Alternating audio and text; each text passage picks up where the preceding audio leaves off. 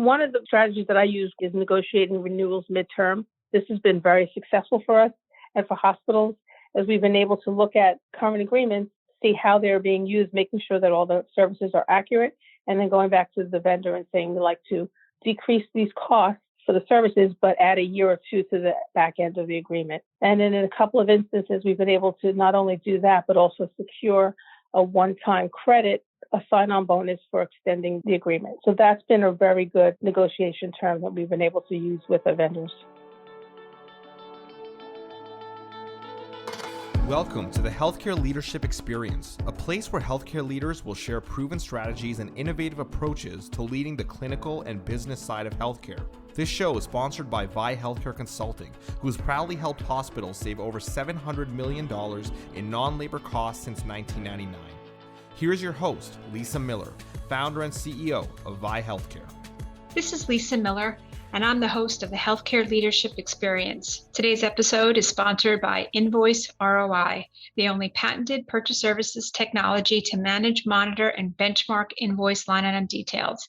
Invoice ROI allows hospitals to rapidly get to the details of their spend without any manual work and to achieve savings in days and weeks, not months or even years. Today, our guest is Jacqueline Oberst.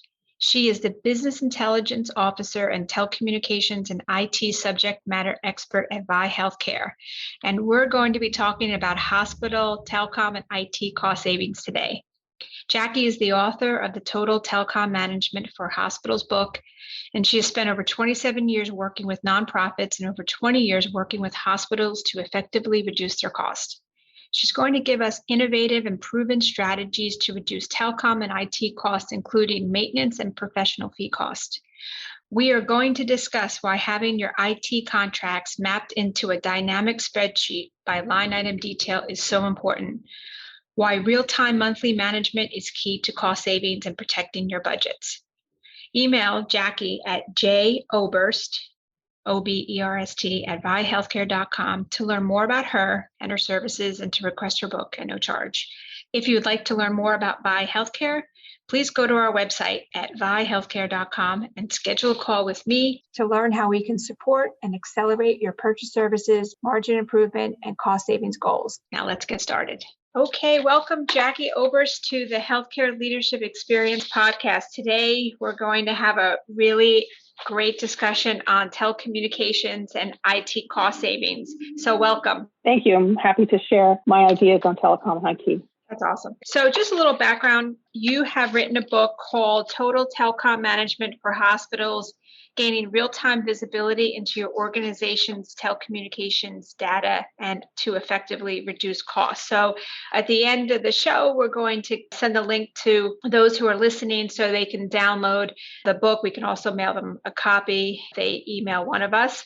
But I just want to jump in and we'll start with this idea of having a high-level plan of action for cost savings and for management for both telecommunications and IT costs. So you want to give us that plan, Jackie? Sure. At a high level, both telecommunication and IT spends really represents a significant portion of a hospital's expenses. So we're really talking about up to a third of their expenses are really covered under these two categories. Agreements with both of these vendors are intricate and they have multiple levels of bundle charges. So that's something that's very detailed and requires a lot of analysis to be able to pull those apart and evaluate costs. And a lot of times hospitals will think that because billing is consistent each month, that there's really no billing errors. But what we found is that consistent billing month to month and year over year doesn't guarantee that there are no billing errors. So it's really important to look at all of your costs. And, as a whole, over the past 20 plus years, we've identified strategies that are specific to healthcare that ensure accurate pricing and best-in-class pricing. Yeah, no, that's a great plan because I think a lot of hospitals, as we've seen, they look at their bills and if it's plus or minus 10% of the last month's bills, they think, okay, everything's good. And what we've found, and there's no fault of anybody's, it's such a resource-heavy responsibility to manually review these invoices. And so it's almost impossible to look at all these details. So it does require, whether it's a consistent audit or even just some management that allows the real-time information, some kind of technology and automation, which of course, we have at VIE. But let's jump into the four primary areas where telecommunications and IT can be achieved. And just give us a little discussion on each of those four areas as, based on your expertise. Jackie, that would be great. Okay, so we look at four specific areas, as you mentioned. The first one will be contract optimization. So under that, we look at pricing, rates, available discounts, credits, and business terms. So a lot of these items are integrated into the contract, so we want to make sure that they're actually being implemented accurately. So on that carrier contract optimization, that's really important because I think a lot of people sometimes look at reviewing these agreements at the end of the term. Of course, it's important, but it's so important to look at consistent annual review of their carrier contracts and how do you optimize. So I think that's a really important point. No, and to that point that you mentioned, a lot of vendors will renegotiate within midterm, so we don't have to wait till the end of the term to renegotiate. There's a lot of opportunity to do that midterm with reduction of cost, and at times even credit sign-on bonuses. So there's a lot of opportunities there under contract optimization. Great. So what's the next primary area that you're seeing is a good opportunity for hospitals to save money in their telecommunications and IT costs? So the second one that we like to look at is subscription and service optimization. We would like to look at the metrics that are tied to the cost. It could be user counts within the hospital, or it could be patient volumes. So there's different metrics that are tied to these subscriptions and do change. Things change over the course of the year, so it's important to look at that periodically. Yeah, and I think with that service and subscription review based on these metrics, whether it's bed size, sometimes it's a Medicare bed size, or it's capacity, or is it inpatient, outpatient volumes, but those volumes have to be validated on a monthly basis or an annual basis, right? So important to really look at those metrics because as you've known, we see a lot of mistakes or where those sources come from. And really the ultimate source should be the hospital. That's where they should be getting those metrics if they're going to price out accordingly. So that's exactly correct. So what's the next area? So the next area, I call it compliance monitoring, but that's really actually talks about billing errors and remediate them pretty quickly. So those billing errors could be contract pricing compliance. It could also be facilities that have been decommissioned, costs that you're not using, surcharge errors. So there's a lot of compliance issues that really need to be monitored on a monthly basis. We found that even if we've identified cost errors a year or two later, while we can get those credits back and have everything corrected, it is much more difficult to do that. So it's best to do that on a monthly basis, making sure that the current real-time invoice is accurate. Yeah, absolutely. And when you do identify an error, it's so important to document. I think that's one of the challenges we see, that there's errors that we're trying to go back and get credits for. And that documentation is so important. But if you've got this clear documentation, and our recommendation is email, lots of emails. If you've got that documentation, it does make it much easier to get that credit back. And I know you've worked on a number of those to really get those funds back, those overcharges, which are significant. So documentation is key. If you've got a problem, immediately that same moment, document it, put it in writing, put it in an email, do as much as you can, because it typically takes a while and you're going to need to go back and check your records. So the fourth area is an interesting opportunity. Can you share that whole demand management aspect? Yeah, so that really talks about the internal use of the resources that have been, given by the vendors. So we really look at internal policies and how compliant users are with those policies. So examples of that would be cell phones. A lot of hospitals do have cell phones, and it's really important for them to have those policies and ensure that the people who have them should have them and they're using them appropriately. Others are software licenses. Within departments, some managers may purchase more or request more licenses that are needed, where there's resources within other departments to reallocate them. So there's that area. And then professional services. Even though that those professional services may be included in an agreement, it may not be necessary to engage them in increased cost. There may be internal resources that can really provide the services needed for that particular vendor. So those are great points. I'm going to jump around a little bit on you. I want to talk about IT because You and I were talking and preparing for this podcast, and there's so much, to cover. And I think that IT, since it's an area that's growing, I think maybe we could spend a little time talking a little bit about your experience with IT agreements. And I want to go back to, a couple of things we talked about earlier, but if we can start with benchmarking and your experience with benchmarking and how important that is in terms of keeping these IT costs controlled or just having a very competitive price. So benchmarking is very important. There's a lot of different points of contact where hospitals do engage with vendors. So they'll either use a third-party provider, so they'll have someone who really provides all their licenses, or at times they go directly to the vendor. So we've had a couple of different scenarios with benchmarking and price reductions where it was more effective and more cost-effective to go directly to a vendor than go to a third-party provider. So really understanding what access is available is important in benchmarking prices. Also looking at annual increases. A lot of vendors will add 7-8% annually per increase. Really, the hospital needs to look at what their guidelines are with regarding to CPI increases and make sure that those increases are in those agreements, because if not, every year you're going to see these costs increase exponentially. Those are the main things that we look at when we're benchmarking pricing. Right. And you call sometimes the maintenance cost can be a money pit of the agreement, which I love. Can you talk a little bit about some insights or some ways hospitals can really look at those maintenance costs and ensure they don't become a money pit? Well, so maintenance costs are usually tied to the asset that they purchase, whether it's software or if it's the equipment. And a lot of times we like to look at maintenance costs between maybe 15 and 20, 22% at the most, depending on the type of agreement. And it really has to be based on the cost of the asset.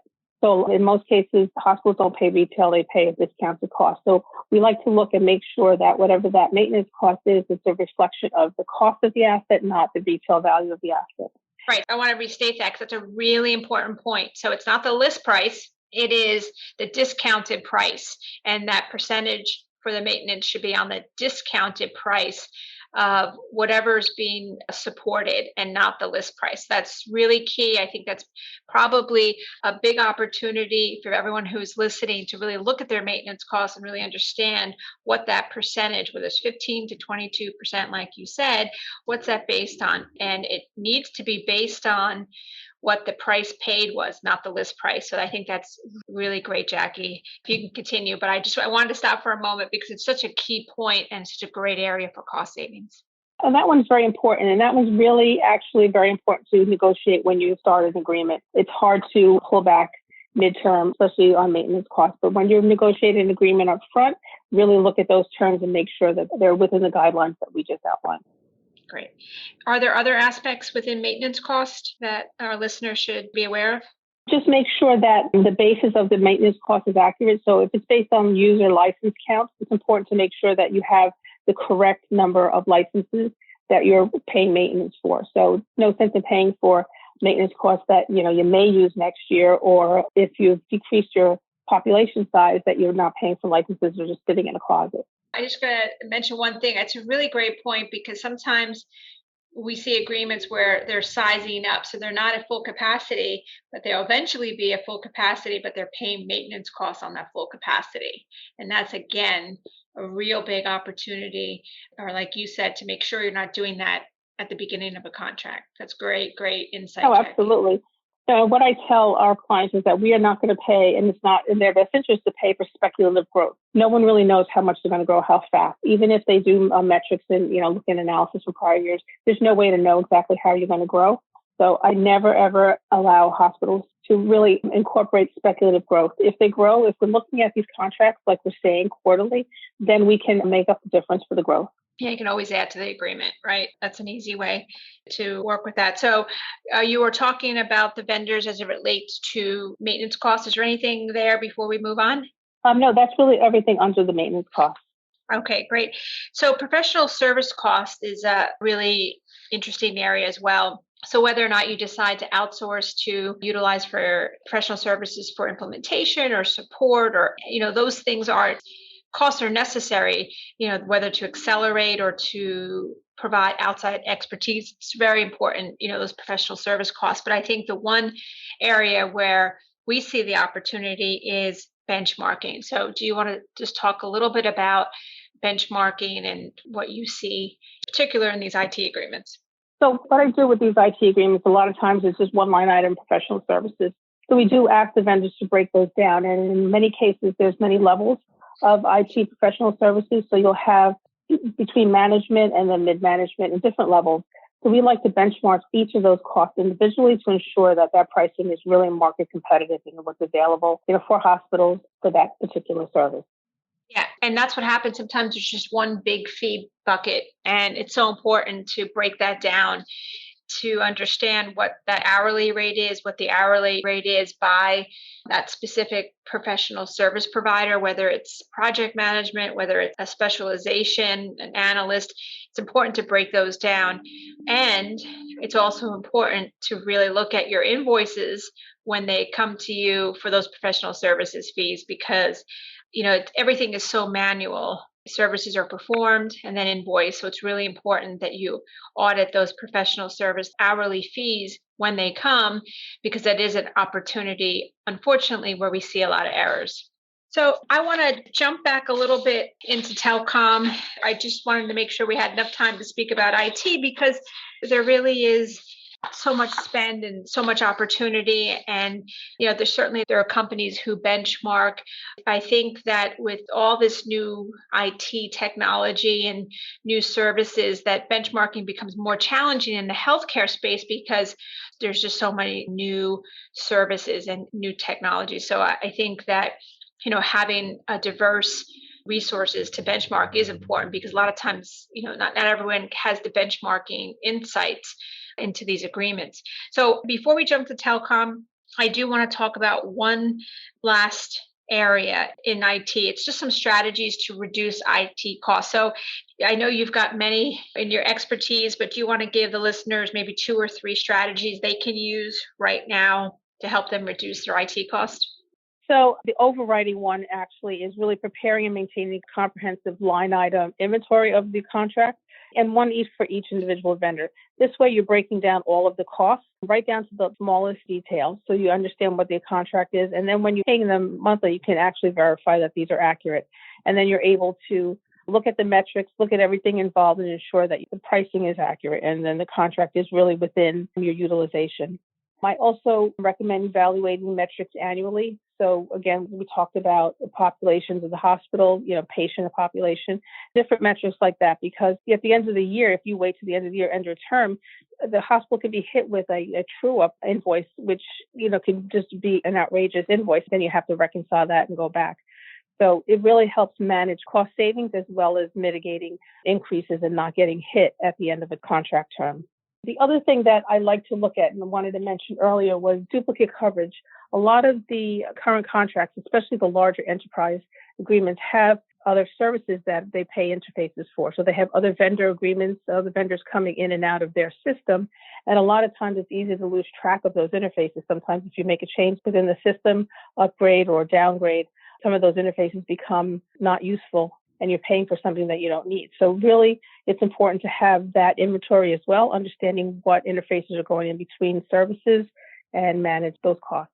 So those are 3 outstanding recommendations. And I just want to reiterate 2 of them. One is that I know that when you work on IT cost savings engagements for our hospitals and health systems, you do that. You pull every line item agreement into a spreadsheet, and it is just absolutely phenomenal. If you can imagine all of your IT costs in a hospital and the amendments and all the services, pulling that into a spreadsheet, it is the best practices way to really understand, your costs. And you also understand if you do have duplicates or when things expire or consolidation, and you'll be able to manage and reconcile.